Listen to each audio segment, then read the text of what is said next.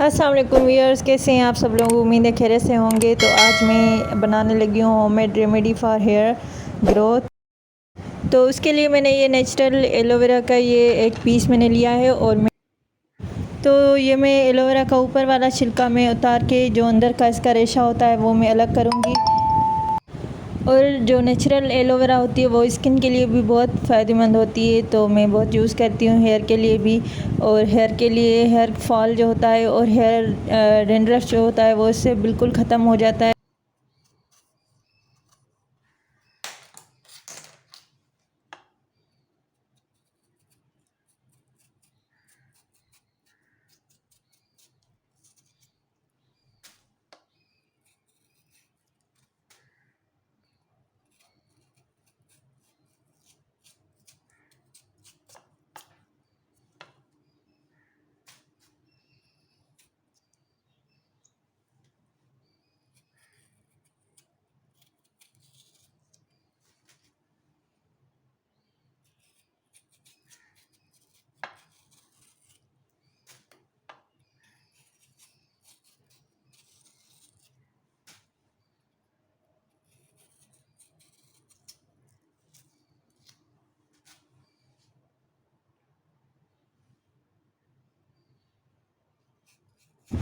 तो ये एलोवेरा का जो रेशा होता है वो मैं अलग करके फिर मैं आगे आपको दिखाती हूँ कि ये मैं ब्लेंड करने के बाद ये क्या करूँगी।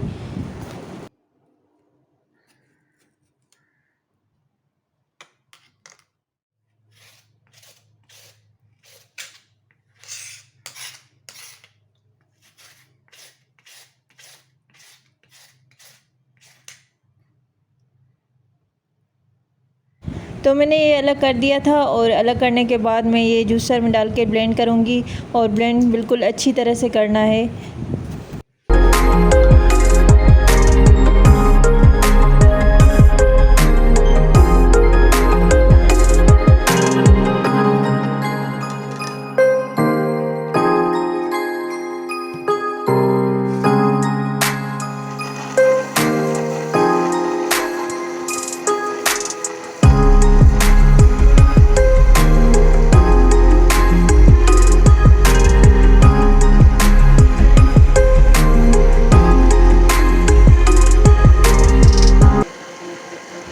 तो ये ब्लेंड हो गया है अच्छी तरह से। मैंने इसको ब्लेंड कर दिया था और उसके बाद मैंने ये क्यूब्स में डालना है, क्योंकि ये फ्रीज़ करने के बाद आप जब आपको दिल चाहे वो आप ये यूज़ कर सकते हैं स्किन के लिए या फिर हेयर के लिए।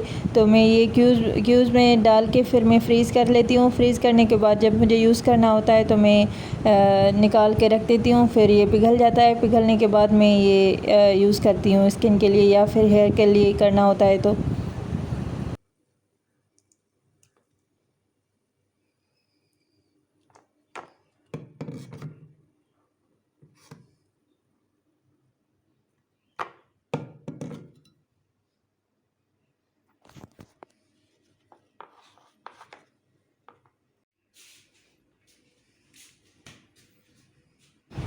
तो जी ये रेमेडी आज मैं तैयार कर रही हूँ हेयर के लिए, हेयर ग्रोथ के लिए। हेयर बहुत नरम होते हैं इससे, तो मैं ये अक्सर यूज़ करती रहती हूँ। इसके लिए मैंने ये मेहंदी, सिंपल मेहंदी है ये जो हम यूज़ करते हैं। ये आंवला है, आंवला को मैंने बिल्कुल ब्लेंड करके रख दिया है। जब मुझे यूज़ करना होता है तो मैं ये इसमें मेहंदी में या फिर अलग से भी डाल लेती हूँ हेयर के लिए। तो ये इस तरह का होता है जो आपको किसी भी पंसार की दुकान से मिल जाएगी। और फिर मैं ये इसको पीस के रख देती हूँ। बहुत ही हेयर के लिए अच्छी होती है। तो ये मेहंदी तैयार हो गई थी। अब लगाने के लिए मैंने ये जुगाड़ किया हुआ था, क्योंकि मेरे पास से ग्लव्स अवेलेबल नहीं थे, तो इस वजह से मैंने ये ऐसे ही पहन के यूज़ करूँगी। Thanks for watching.